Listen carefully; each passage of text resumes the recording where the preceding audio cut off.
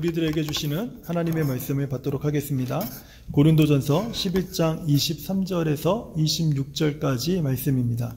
내가 너희에게 전한 것은 주께 받은 것이니 곧 주 예수께서 잡히시던 밤에 떡을 가지사 축사하시고 떼어 이르시되 이것은 너희를 위하는 내 몸이니 이것을 행하여 나를 기념하라 하시고 식후에 또한 그와 같이 잔을 가지시고 이르시되 이 잔은 내 피로 세운 새 언약이니 이것을 행하여 마실 때마다 나를 기념하라 하셨으니 너희가 이 떡을 먹으며 이 잔을 마실 때마다 주의 죽으심을 그가 오실 때까지 전하는 것이니라.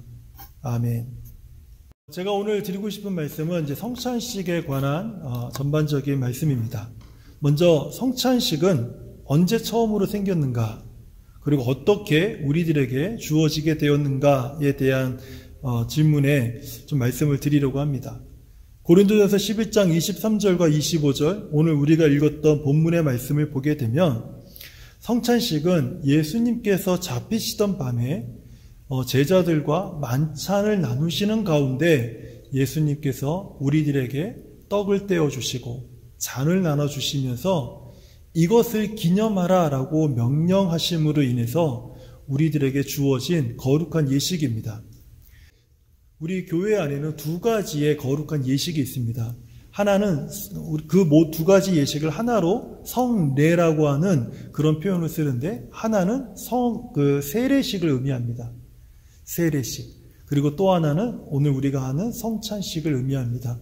그래서 우리 교회에는 두 가지의 거룩한 예식, 세례와 성찬이 있는데, 이 세례와 성찬은 예수님께서 우리들에게 허락하신 거룩한 의식으로 우리가 받고 있습니다. 그러면 성찬식의 목적은 무엇인가 하는 거예요. 오늘 본문에서 예수님이 말씀하신 것처럼 나를 기념하라 이렇게 말씀하신 것처럼 예수의 십자가 고난과 죽음을 기념하는 것입니다. 그럼 성찬식은 어떻게 진행을 합니까?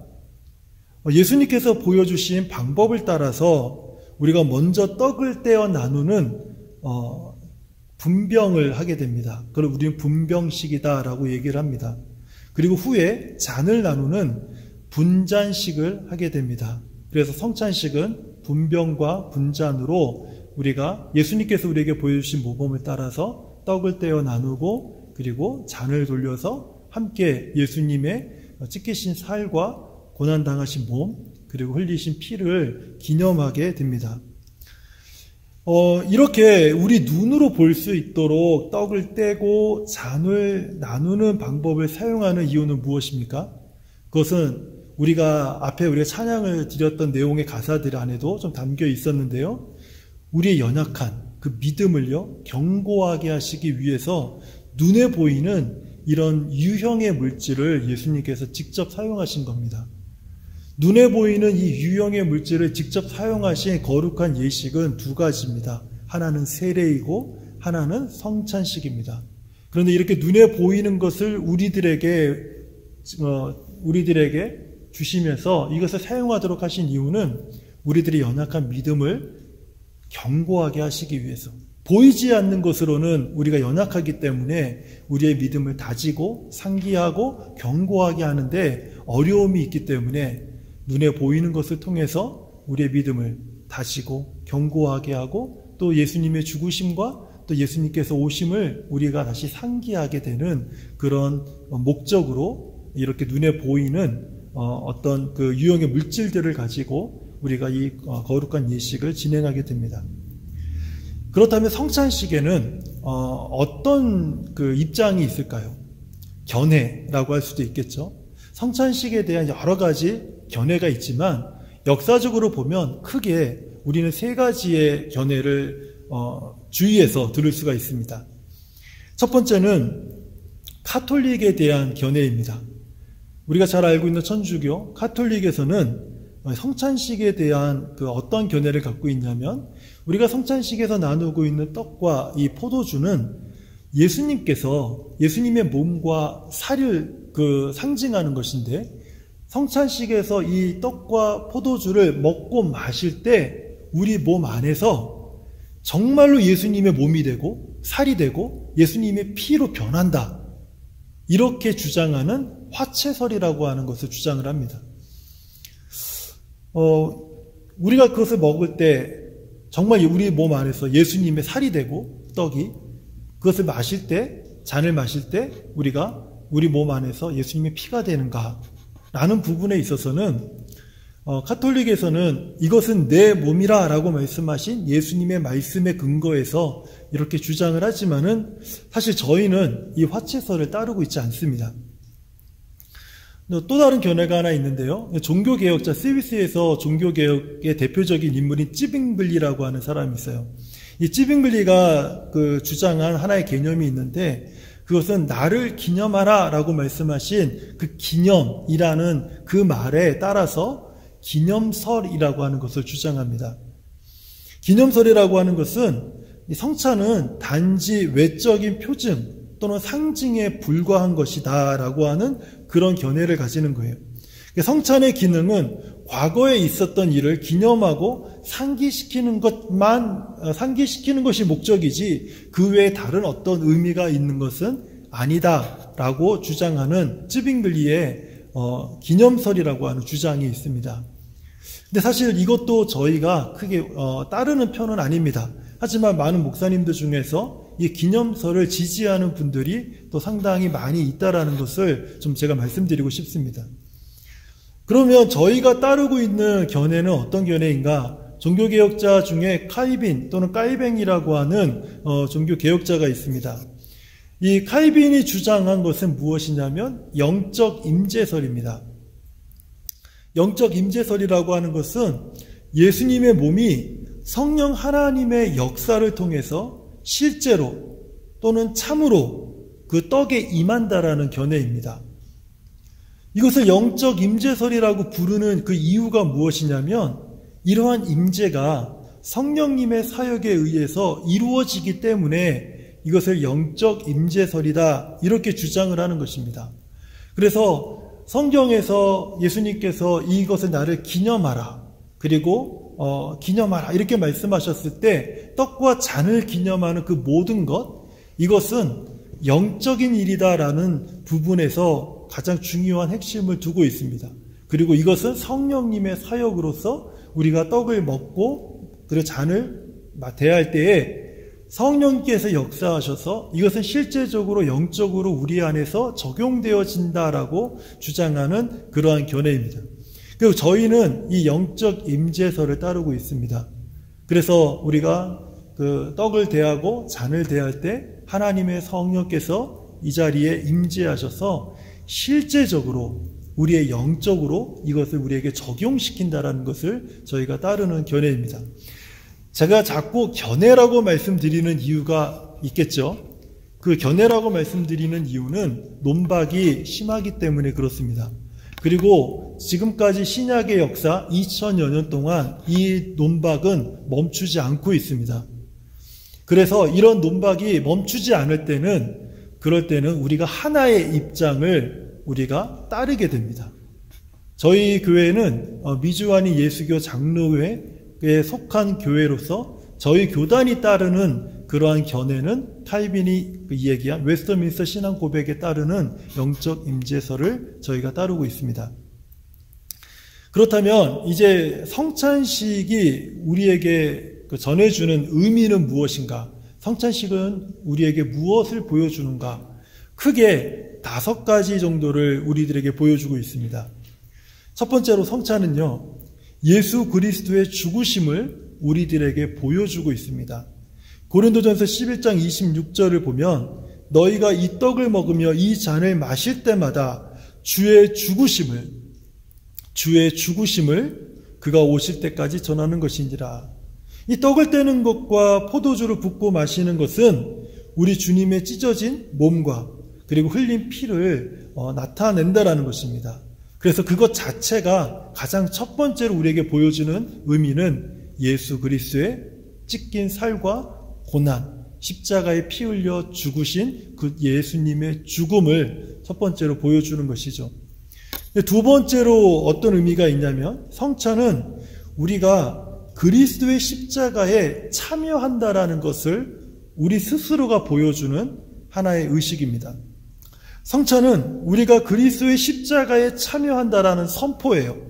성찬식에 아무나 참여하지 않는 이유는 나는 예수 그리스도의 십자가의 고난과 죽음을 제가 믿습니다.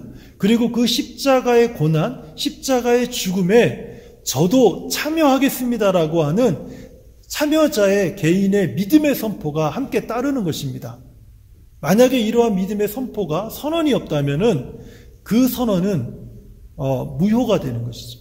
그리고 그렇게 함부로 자신을 살피지 않고 참여하는 자들에 대한 징계에 대한 말씀이 고린도전서 11장 26절 이후로 기록되어 있는 것을 보게 됩니다. 이 부분은 이따 후에 제가 말씀을 드리도록 하겠습니다.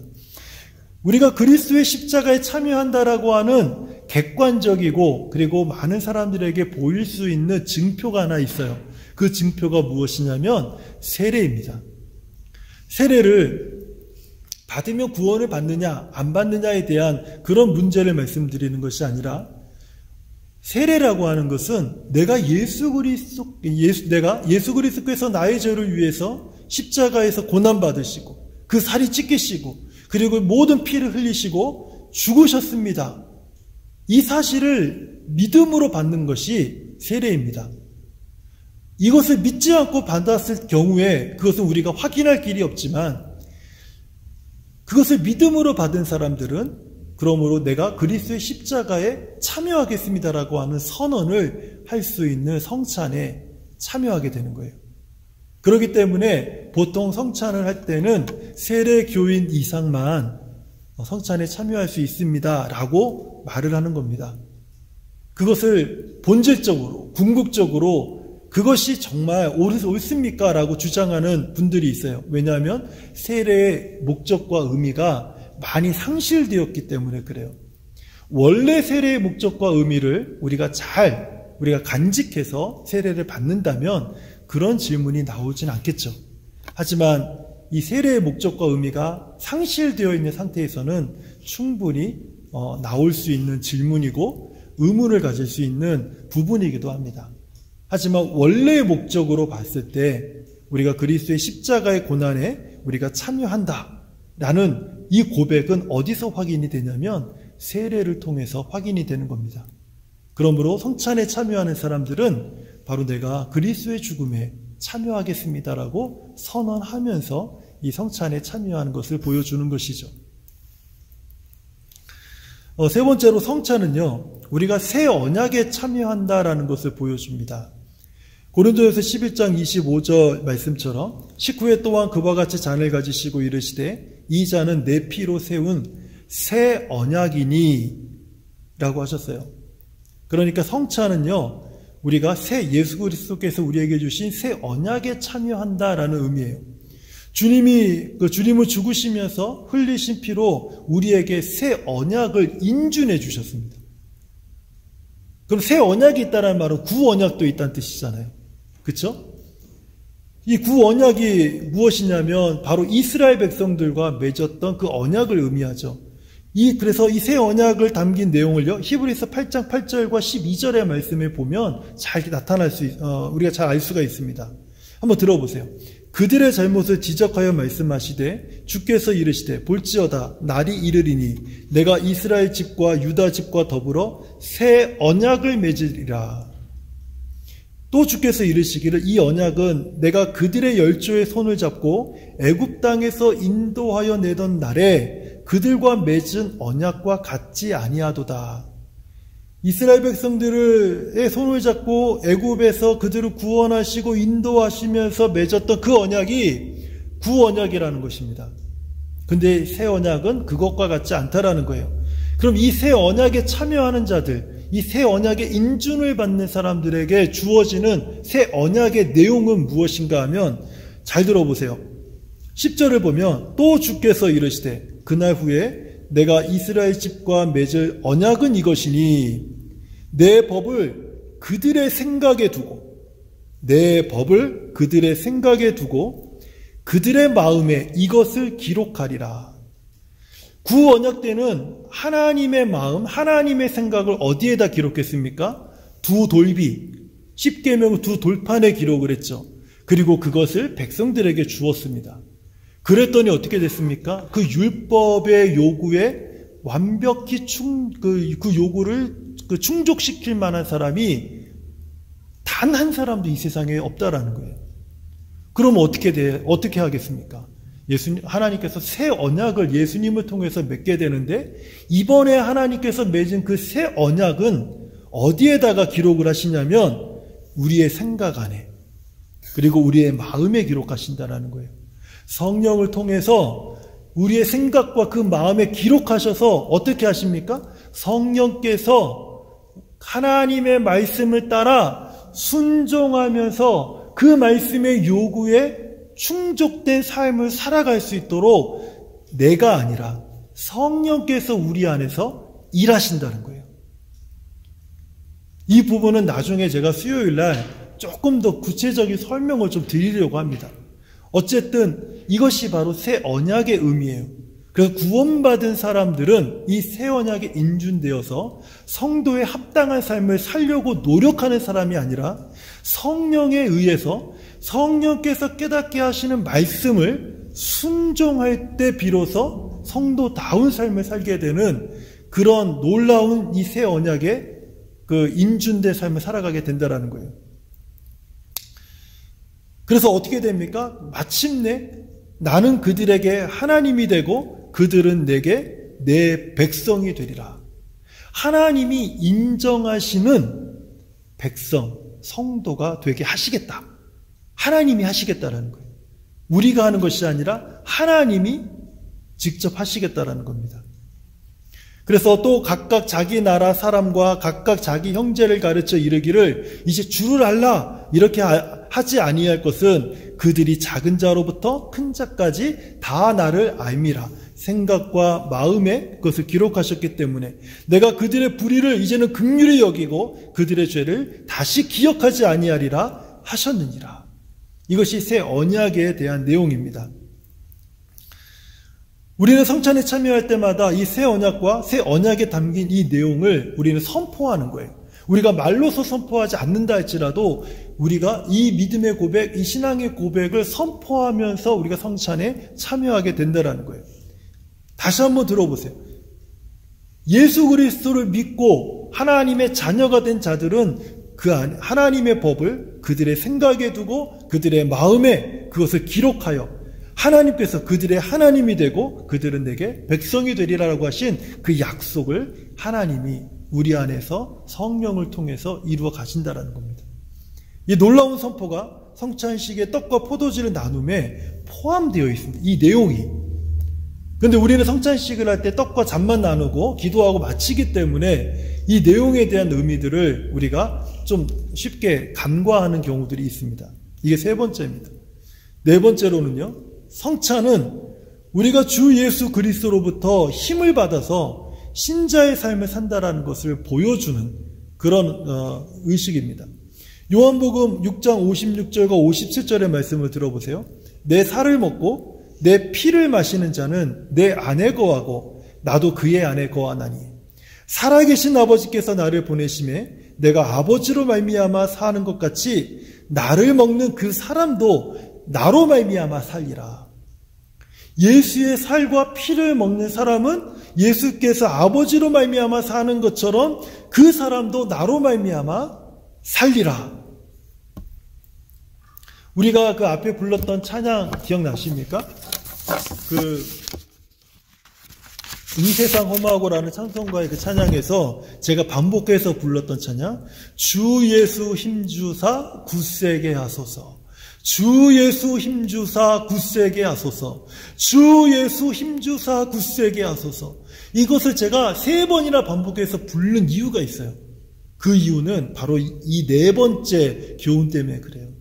우리가 주의 성찬을 대할 때, 떡과 잔을 대할 때 그것을 통해서 주 예수 힘주사 굳세게 하소서라는 그 마음이 이 안에 담겨져 있고 그분의 도움으로 우리가 성도의 삶을 살아낼 수 있다는 거예요. 바로 이것을 상기시켜주는 거예요. 그래서 예수 그리스도는 우리의 생명이 되시기 때문에 우리가 예수를 의지하면서 힘있게 살아갈 수 있는 그 삶을 살아가게 되는 겁니다. 우리가 성찬식에서 떡과 잔을 먹고 마시는 것은 영적인 의미에서 주님의 살과 피를 마심으로 우리가 주를 의지하게 됨을 상기시켜 주는 것입니다. 이것이 아까 칼빈이 얘기했던 영적 임재설의 아주 중요한 핵심 중에 하나예요. 다섯 번째는요, 성찬은 신자들 사이에서도 연합을 보여줍니다. 많은 분들이 성찬식을 참여하면서 자신의 죄를 깊이 인식하는 분들이 많습니다. 그리고 성찬식에 참여하면서 자신의 죄를 정직하게, 투명하게 하나님 앞에 고백하고 회개하는 사람들을 많이 봤습니다. 참 귀한 일이죠. 이것은 참 귀한 일입니다. 그런데 정말 많은 분들이 거기에서 마친다라는 거예요. 성찬식을.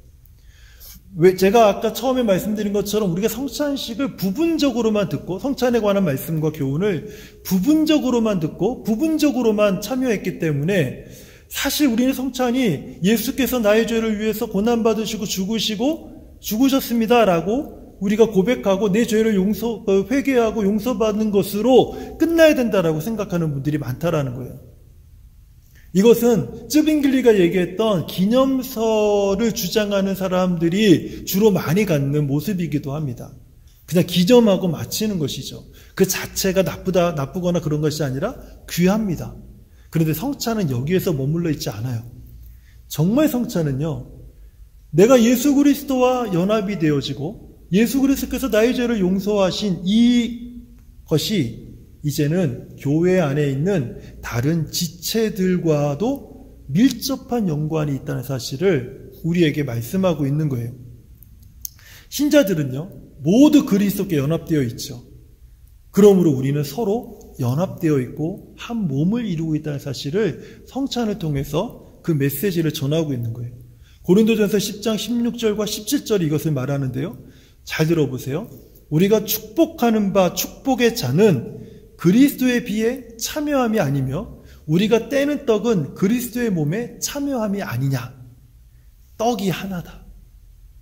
떡이 하나요? 많은 우리가 한 몸이니 이는 우리가 다 한 떡에 참여함이니라. 여기 맨 마지막에 우리가 다 한 떡에 참여함이라라는 의미를 한 덩어리에 참여함이니라 라는 그렇게 해석하는 것이 더 바람직하다고 주장하는 분들이 많습니다. 한 덩어리에 떡이 있습니다. 그 한 덩어리의 떡을요, 떼어서 나눠주는 거죠. 우리가 어디서 떡을 떼어서 나눴습니까? 한 덩어리에서 떼어 나눴죠. 이 한 덩어리는 무엇입니까? 한 몸이고 이것은 그리스도 안에 우리 모두가 하나 된 우리들을 의미하는 거예요. 바울이 이 말씀에서 가르치고자 하는 요지가 무엇이냐면 우리가 그리스도께 참여하게 될 때는요, 우리가 하나임을 그리고 우리가 한 덩어리의 떡에서 나왔음을, 그리고 우리가 다시 한 덩어리의 떡이라는 본질적으로 한 덩어리임을, 그것을 가르치고자 하는 거예요. 성찬식으로 영어는요, 커뮤니언 서비스입니다. 여기서 커뮤니언이라고 하는 이 단어는요, 우리가 성찬이라고 불리지만 교제라고 하는 뜻으로도 사용되죠. 성찬은 우리와 주님의 교제만이 아니라 우리 서로 간의 교제를 포함하고 있다는 것입니다. 그래서 사도 바울은요, 고린도전서 11장 17절 이하로 성찬과 관련해서 아주 중요한 가르침을 강조하고 있어요. 여기서 사도 바울이 말하는 게 뭐냐면 이거예요. 너희는 성찬의 원리를 너희가 부정하고 있다. 너희 중에 어떤 사람이 너무 많이 먹는 반면에, 너희 중에 어떤 사람은 성찬의 그 만찬을 어떤 사람은 많이 먹는 반면에 어떤 사람들은 먹을 것이 없어서 굶주리고 있다. 너희는 이기적이고 분열되어 있지만 모두가 하나가 되어야 된다. 너희가 서로 섬겨야 된다. 그렇지 않다면 너희는 성찬이 가르치는 이 중심 교훈 중에 하나인 너희 모두가 하나라는 사실을 스스로 부인하게 되는 결과를 낳게 되는 것이다. 너희는 서로 짐을 져야 하고 가진 것을 서로 나누어야 된다. 너희는 모두 같은 덩어리, 같은 떡의 부분이기 때문이다. 너희가 서로 교제를 나누지 못한다면 주님과 교제를 나누고 말하는 것은 아무런 의미가 없다.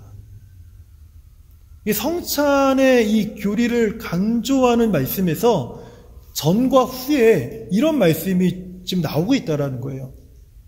그렇기 때문에 성도의 연합과 성도의 교제가 우리 안에서 무시된 채 성찬이 진행됐을 때는 그 성찬의 의미를 우리 스스로가 부인하게 된다는 것입니다. 하나는 맞다. 내가 원하는 것, 내 죄를 용서받게 하는 것은 좋지만 내가 용서받았듯이 다른 사람을 용서하고 하나 되고 사랑하는 것은 내가 원치 않는다면 성찬 자체가 이것 자체도 내 스스로가 부정하거나 부인하게 된다는 거예요. 처음부터 제가 5가지를 말씀드렸죠. 여기까지요. 첫 번째가 무엇이었습니까? 주님의 죽으심을 보여주는 것이었고, 두 번째는 우리가 새 언약에 참여한다. 그리고 이제 세 번째는요. 두 번째는 그리스도의 십자가에 우리가 참여한다. 세 번째는 새 언약에 참여한다. 그리고 네 번째는 우리가 그리스도부터 힘을 받아서 신자의 삶을, 성도의 삶을 살아간다. 그리고 5번째는요. 성찬은 성도들 사이의 연합을 보여준다. 이것을요.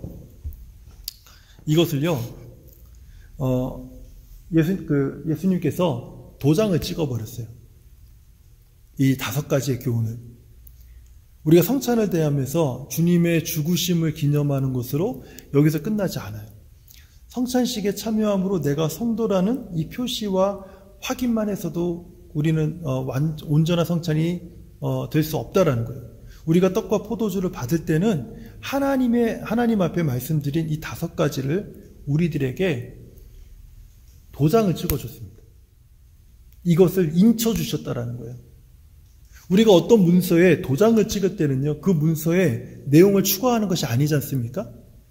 그 도장을 찍는 것은 내용을 추가하는 것이 아니라 그 문서의 내용을 인증하거나 보증하는 것이죠. 성찬에 참여하는 자들에게 이 5가지의 축복, 의미를요, 하나님께서 도장을 딱 찍어서 인쳐버리셨어요. 굉장히 중요한 겁니다. 성찬에 참여하는 순간 이 5가지의 의미를 우리가 동시에 선포하면서 하나님께서 그 참여하는 모든 자들에게 5가지의 축복을 상기시키고 그 축복된 삶을 살아가도록 하나님이 도우신다라는 거예요. 성찬은 마치 하나님이 주신 약속을 보증하는 문서에 인을 찍어서 우리들에게 건네주는 것과 같아요. 하나님께서 우리와 맺으신 새 언약은 누구의 것입니까? 성찬에 참여한 바로 그 사람의 것입니다. 성찬에서 떡과 포도주는 하나님께서 이 모든 유익과 약속을 우리에게 주신다라는 보증이에요. 어떤 분들은 성찬에서 눈물을 흘리면서 회개하는 것을 가장 중요하게 여기는 분들이 있는데요. 그것이 개인적으로 유익하고 중요할 수 있습니다. 하지만 이런 눈물과 회개의 마음은요, 각 개인에게 유익을 주는 것은 사실이지만은 하나님은 이보다 더 중요한 것을 우리에게 강조하시는 거예요. 우리가 눈물을 흘리지 않더라도, 내 감정이 그 어떤 동요가 있지 않더라도 내가 하나님의 그 새 언약 안에 있다라는 것, 하나님이 나를 자녀 삼으셨다라는 것, 그리스도 안에서 새 언약의 모든 복과 유익들이 성찬에 참여하는 자들의 것이라는 것, 그 약속을 하나님께서 보증하신다는 것, 이게 성찬에 있어서 가장 중요한 부분이에요.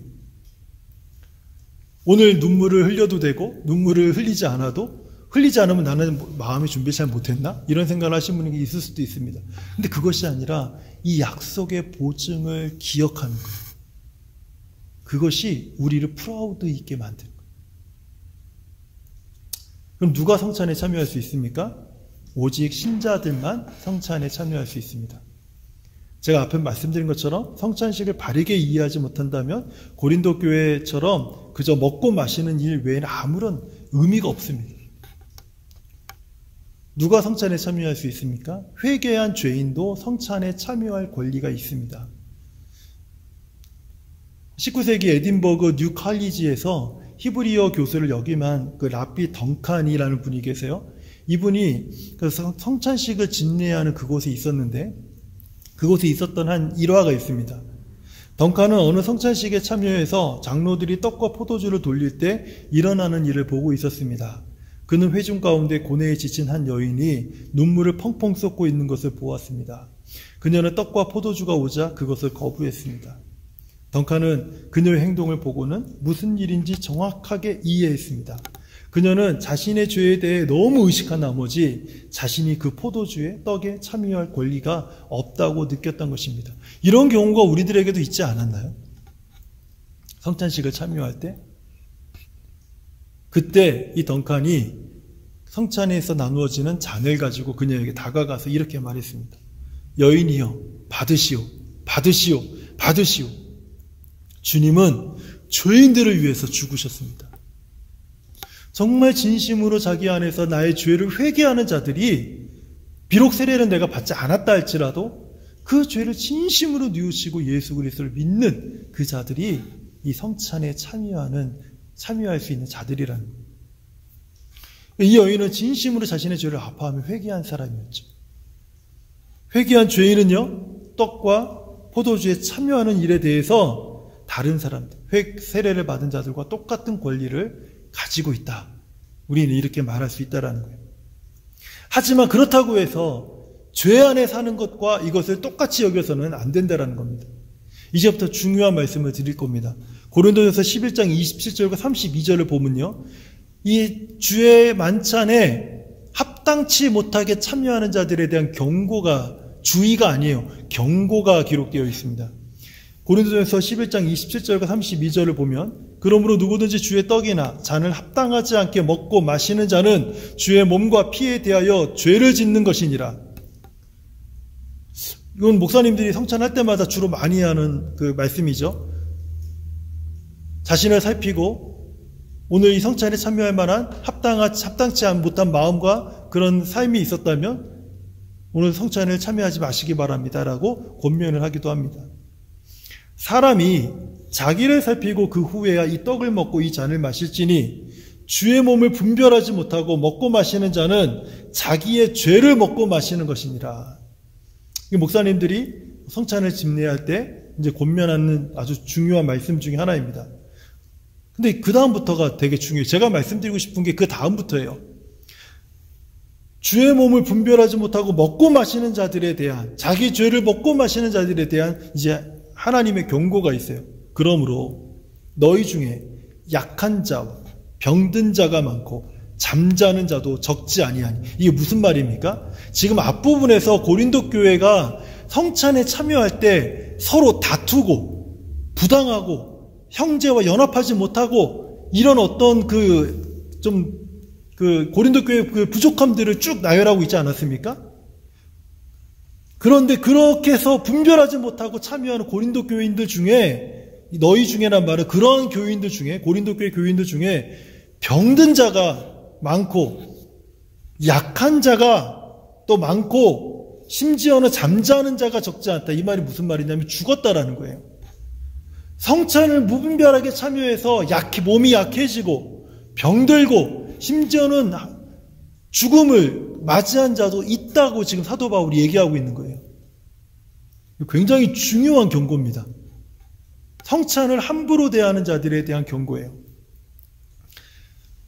우리가 우리를 살폈으면 판단을 받지 아니하려니와 우리가 판단을 받는 것은 주께 징계를 받는 것이니 이는 우리로 세상과 함께 정죄함을 받지 않게 하려 하심이라. 자신을 살피지 않고 무분별하게 참여하는 자들은 자신을 판단하지 못하고 하나님의 징계를 받게 되는 거예요. 이것은 성찬에 분별 없이 참여해서 그 구원이 취소된다, 그런 말씀을 드리는 것이 아닙니다. 하나님께서 죽음이라고 하는 수단까지 동원해서라도 하나님이 징계하시는 모습을 보여주면서 성찬이 얼마나 우리들에게 중요한 의식인지를 지금 말씀하고 있는 거예요. 그러므로 성찬에 참여하는 자는 반드시 자신을 살펴야 합니다. 이제 말씀을 맺을게요. 성찬이 하는 일은요, 말씀의 효력에 대해서 인을 치는 것입니다. 하나님의 말씀을, 하나님이 약속하신 그 약속을 보증하시는 것 같아요. 바로 그 보증하시는 일에 우리가 참여하는 것이죠. 그것은 우리가 하나님으로부터 은혜를 받았음을 확증하는 것입니다. 성찬은 은혜를 전달하는 방편이기 때문에 하나님이 우리에게 주신 은혜를 강화시키고 그것을 더 효과적으로 하나님의 은혜를 우리에게 전달해 준다는 것입니다. 그래서 성찬은요, 은혜의 방편, 은혜를 주시는 하나의 방법으로서 성찬이 사용되고 있다는 거예요. 한번 예를 하나 들어볼게요. 한 남자가 사랑하는 여자가 생겼습니다. 나는 당신을 사랑합니다. 사랑해, 사랑해, 사랑해 하면서 사랑을 날마다 고백했어요. 그리고 그 여자도 이 남자가 정말 자기를 사랑한다는 것, 진심으로 사랑한다는 것을 이미 마음으로 깊이 이제 느끼고 있었습니다. 그러던 어느 날 남자가 사랑해 라는 고백을 똑같이 하는데, 그날은 무릎을 꿇고 반지를 보이면서 내가 정말로 당신을 사랑합니다 라고 반지를 주었어요. 여러분, 이 반지가 무엇을 의미합니까? 이 남자가 이전보다 오늘 나를 더 사랑하는구나, 여자가 그렇게 인식할까요? 아니죠. 반지를 받은 여자는 이 남자가 정말 나를 사랑한다라는 것을 보증하는 약속의 증표로 반지를 내게 주었구나, 이렇게 이해하는 것이죠. 성찬이 바로 이런 반지와 같다라는 거예요.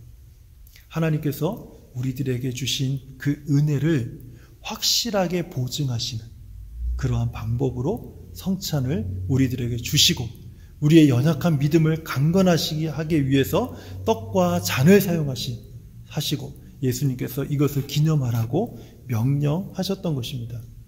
그러므로 우리는 주님께서 명령하신 이 성찬식을 통해서 하나님께 감사하고, 성찬을 통해 믿음 안에서 강건해지고 또 세워지고 견고해짐을 느끼면서 하나님이 예수 그리스도를 통해서 우리에게 주신 놀라운 구원, 위대한 구원을 기뻐하는 성도들의 모습으로 이 성찬을 우리가 참여하게 되는 것입니다. 오늘 이것을 기억하면서 우리가 함께 성찬에 참여하는 저와 우리 모든 성도님들 되시기를 주님의 이름으로 축원드립니다.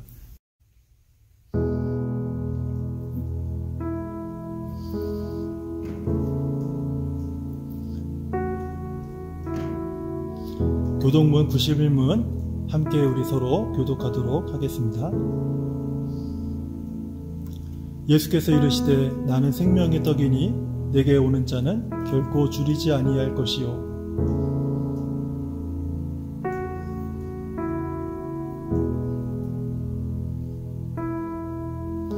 나는 하늘에서 내려온 살아있는 떡이니 사람이 이 떡을 먹으면 영생하리라.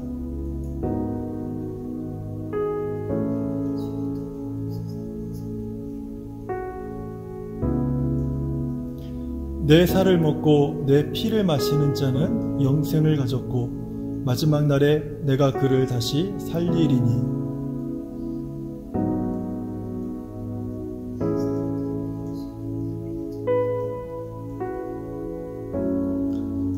내 살을 먹고 내 피를 마시는 자는 내 안에 거하고 나도 그의 안에 거하나니.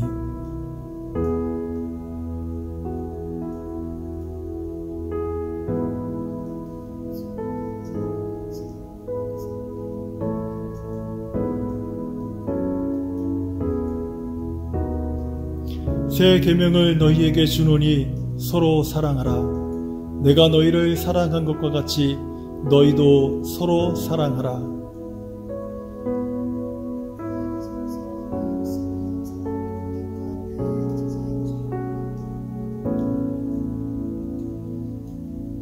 성만차 제정사를 제가 하도록 하겠습니다.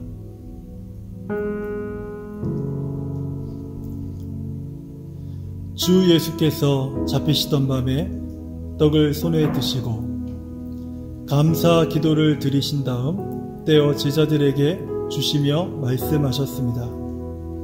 받아 먹으라. 이것은 너희를 위하여 주는 내 몸이니 너희가 이것을 먹을 때마다 나를 기념하라. 분병을 위한 기도를 드리겠습니다. 거룩하신 하나님, 주께서 우리 죄를 위하여 찢기시고 고난당하신 주님의 몸을 우리가 대할 때 주님의 고난을 깊이 기억하며 우리 모두 그리스도와 온전한 연합을 이루게 하옵소서. 예수님의 이름으로 기도합니다. 아멘. 제가 주님의 말씀을 낭독하면 다 함께 아멘으로 받으시고 함께 떡을 받겠습니다. 받아 먹으라. 이것은 너희를 위하는 내 몸이니라. 아멘.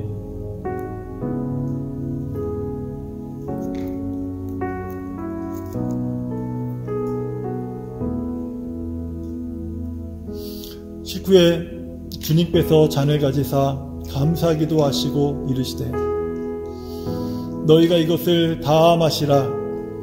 이것은 죄사함을 얻게 하려고 많은 사람을 위하여 흘린 나의 피 곧 언약의 피니라. 너희가 이 잔을 마실 때마다 나를 기념하라.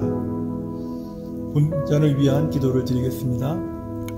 거룩하신 하나님, 이 시간 십자가에서 우리의 허물과 죄를 위하여 흘리신 주님의 피를 대합니다. 우리가 예수 그리스도의 피를 기념할 때에 우리의 모든 허물과 죄를 용서하여 주시고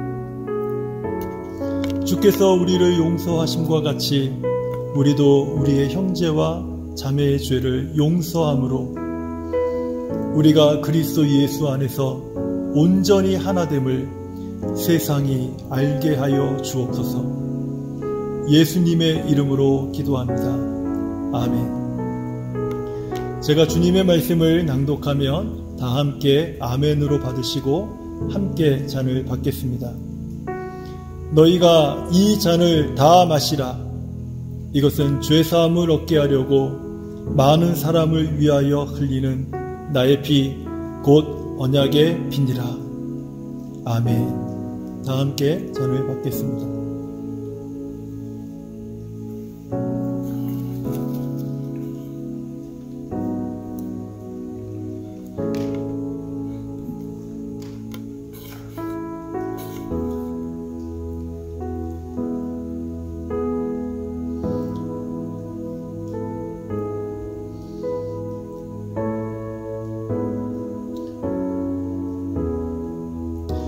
우리가 이 떡을 먹으며 이 잔을 마실 때마다 우리 주님 예수 그리스도의 죽으심을 그가 오실 때까지 전해야 하는 책임이 우리에게 있습니다. 이 시간 이 사명과 책임을 감당하기로 다짐하는 기도를 우리 다 함께 드리도록 하겠습니다.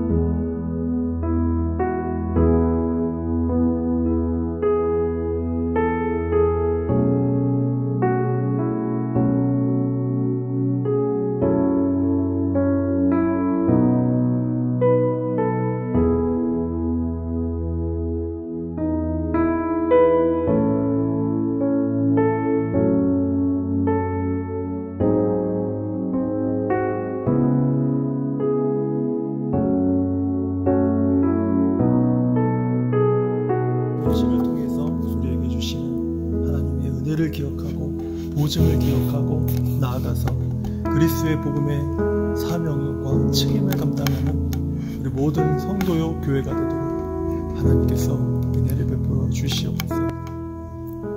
아멘. 우리 다 같이 주기도문 하시겠습니다.